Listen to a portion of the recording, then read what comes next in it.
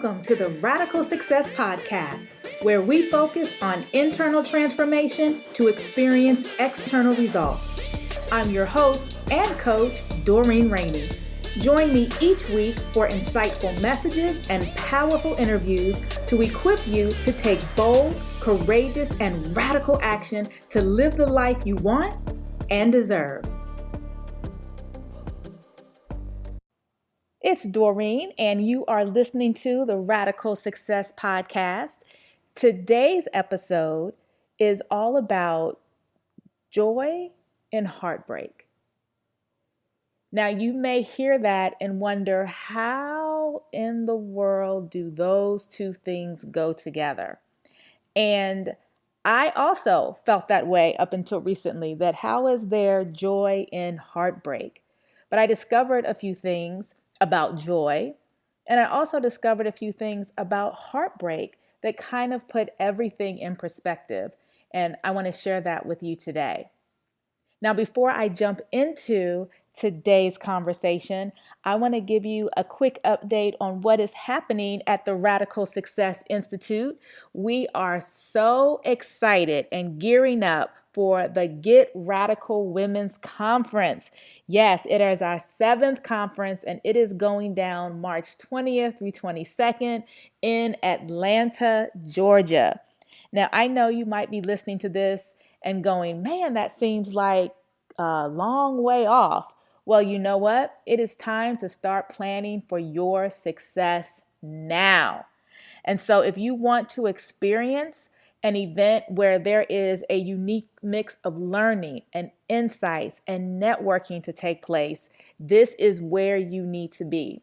One of the things that I am super excited about with this conference is that we are kind of putting 3 types of events into one.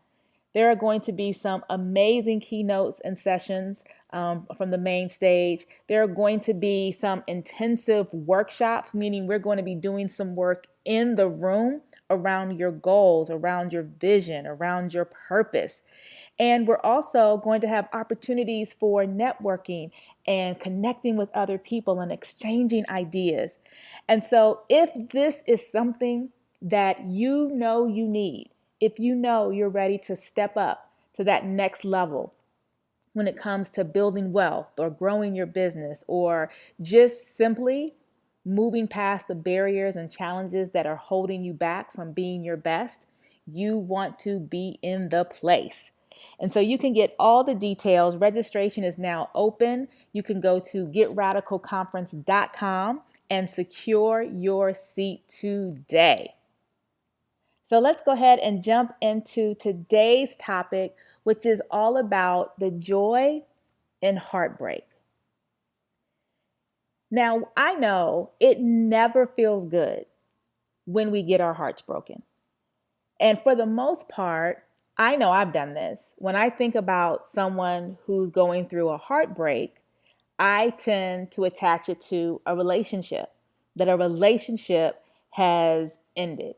Whether a spouse has decided they no longer want to be married, whether a significant other decides they don't want to be in your life anymore, whether the boyfriend-girlfriend dynamics have changed and now you are alone. And in those scenarios, the idea of someone having a heartbreak is very, very common. But 2 things happened to me in the last couple of weeks that not only expanded my view on what heartbreak is, but it also helped me understand that if you are experiencing a heartbreak, that it can show up in ways that not only obviously make us sad, but can really begin to impact and hinder our progress, our ability to move forward, our ability to carry on with our purpose and our goals and our vision. And so I want to talk about those things today and hopefully help you gain a better understanding of what a heartbreak looks like, what you should do if you are in the midst of a heartbreak, and how you can find joy in that heartbreak. So you know where I'm going to go next. Let us take a look at what the definition of a heartbreak is. So when you have a heartbreak, you now are experiencing maybe overwhelming distress. Maybe you are experiencing sadness and hurt and despondency and despair, and maybe even a little bit of agony and distress. When someone has their heart broken, it's typically followed by some unhappiness, some level of dejection and woe. And so there are other things that we can experience in our lives that can lead to these types of feelings. And that brings me to my epiphanies that I said I had over the last couple of weeks, the two things that happened that really got me thinking seriously about the joy in heartbreak. The first thing was that I actually heard a teaching from a pastor who was talking about heartbreaks, and he was talking about it in the context of relationships. But he also gave some examples of other types of heartbreaks that people can have happen to them. And we may not always categorize it as, man, that broke my heart. But if you really take a look at the definition of what it means to have a heartbreak, these other types of situations and circumstances are actually just as heartbreaking as a relationship breaking up. And so, in addition to a breakup of a relationship, some other things that can lead to heartbreak include a loved one passing on, right? Your heart is broken. Losing a friend and not even knowing why. Or having a business deal go bad. Maybe you invested time and energy and you thought that everything was moving along, and all of a sudden, the deal has gone south. Maybe it is having someone you know betray you, someone you trusted, someone you thought had your back, someone you thought would always stand for you, defend you, be there for you, and they betrayed you. A heartbreak is also, being talked about by people you thought were on your side. And then you learn that they have been saying mean things about you or sharing private information about you. A heartbreak could also be the results of making bad money decisions, and now you're dealing with the consequences of that. A heartbreak could be being a finalist at a job that you just knew you were meant for. And maybe you've done rounds and rounds of interviews, and maybe you've made it all the way to that final piece, and then you don't get the job. A heartbreak could be simply being misunderstood by the people you care about. And as you listen to all of these various examples, I'm sure that you and myself can look at that list and say, man, I've been through one of those. I've been through two of those. Oh, wow, I've experienced three of those. And we may not have associated it with a heartbreak, but if we, as a result of that situation or circumstance, experienced any of those feelings that come with a heartbreak, then that situation or experience broke your heart. So why is this important? Why am I so on this, what is a heartbreak and what isn't a heartbreak? I'll tell you why. Because when we experience the quote unquote traditional breakup, when the relationship falls apart, there are certain protocols that our friends and our families and even ourselves follow in order for us to move past the heartbreak, to move past the breakup. We are allowed to cry. We're allowed to eat as much ice cream as we want. We're allowed to vent and talk and cry. We're allowed to process this highly emotional event in any way possible. And people have empathy for us. They have sympathy for us. And we're given the space and we're given the time to work through the heartbreak. But when we experience some of these other examples that I just gave of a heartbreak. Sometimes society is not as empathetic. Sometimes friends and family are not as sympathetic. You know, we live in a world that says, get up, brush yourself off, get back in the game, don't worry about it, move forward, let's just keep going. So when you find out someone's been talking about you behind your back, it's forget them. You don't need them anyway. You just go out there and be you. When you don't get the job that you so believed you were created for, people will say, just put yourself right back out there. I would start going for another job. It's their loss. When you find yourself in a business deal that went bad, people will say, well, that's their loss. It's just business. Go out there and make another deal happen. Go out there, put another proposal together.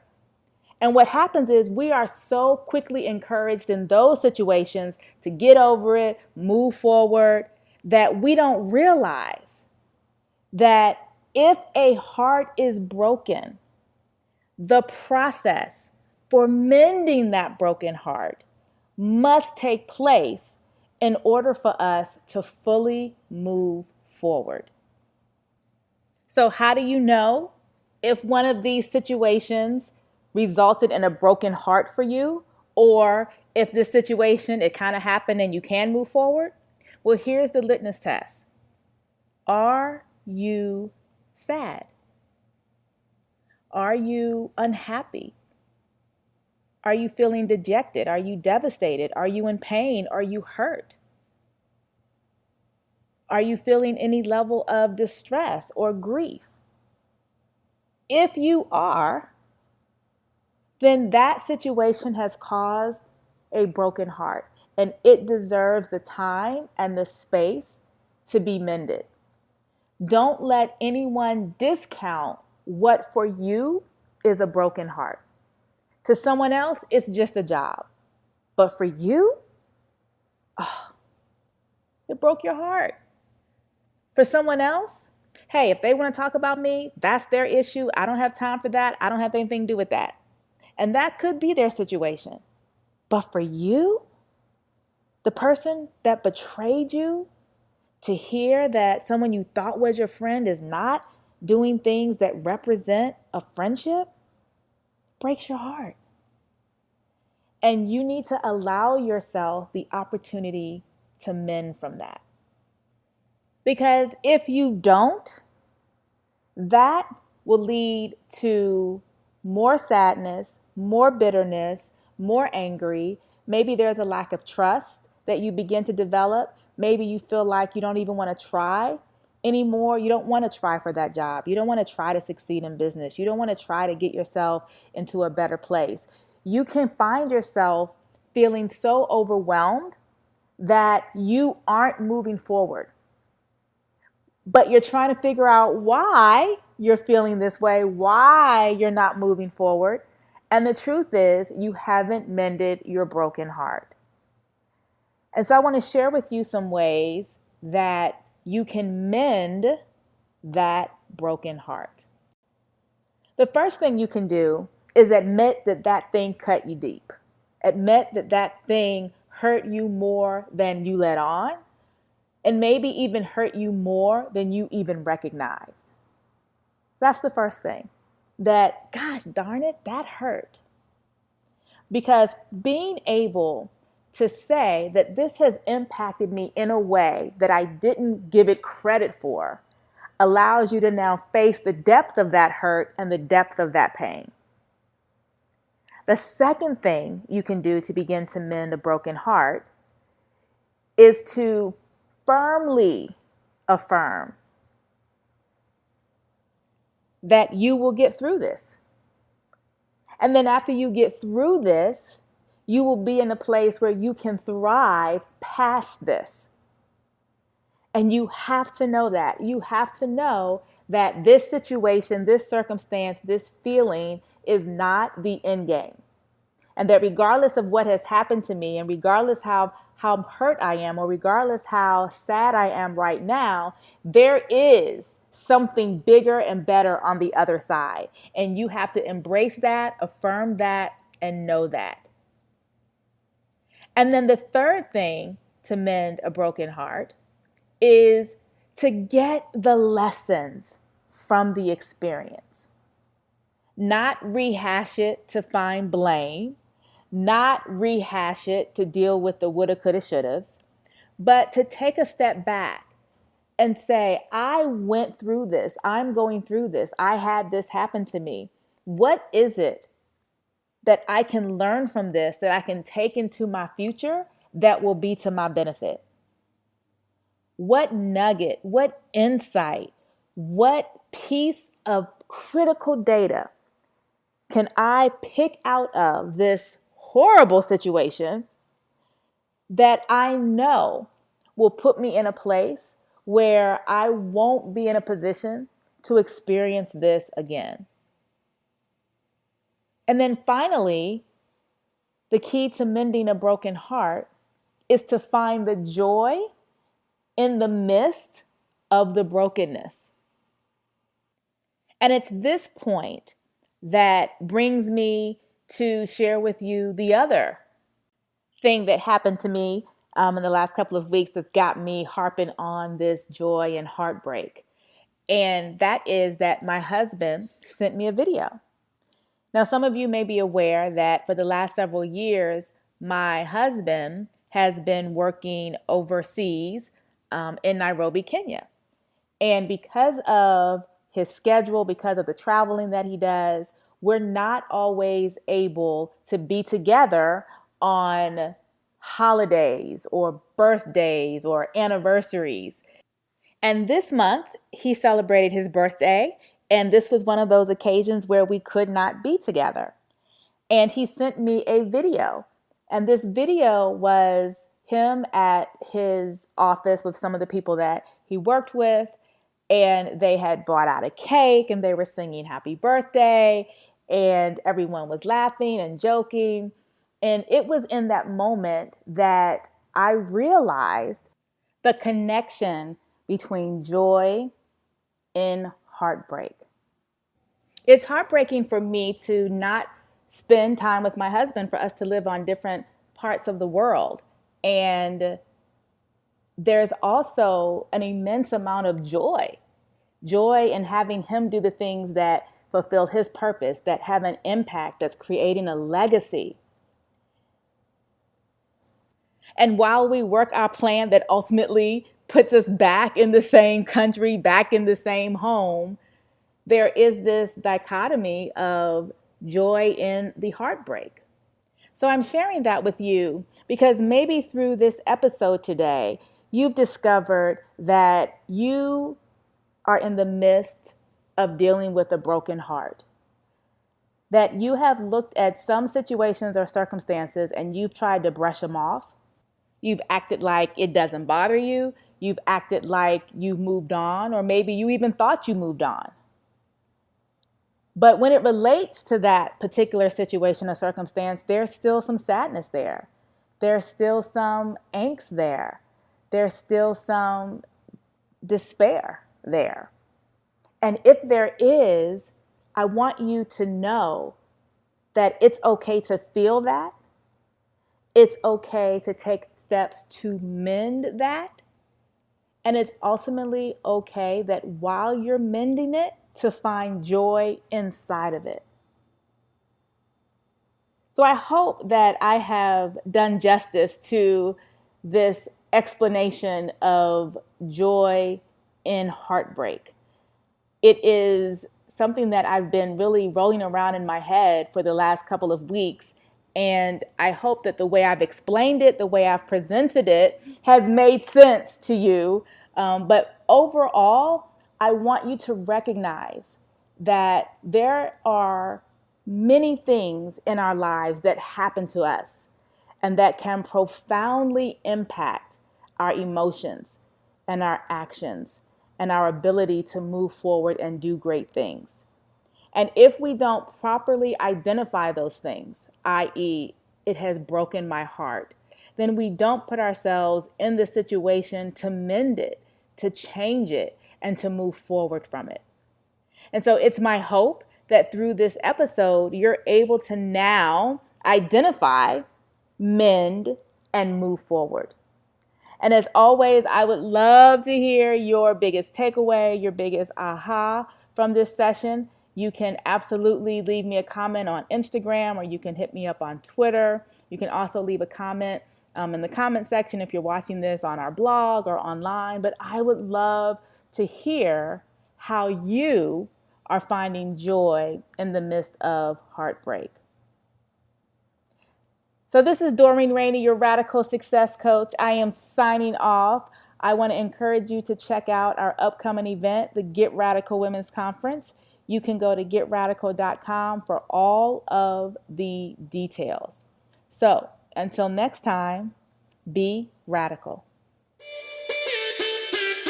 Thanks for listening to the Radical Success Podcast. We would love to hear from you. Be sure to head over to iTunes and subscribe, rate, and leave a review. Until next time, stay radical.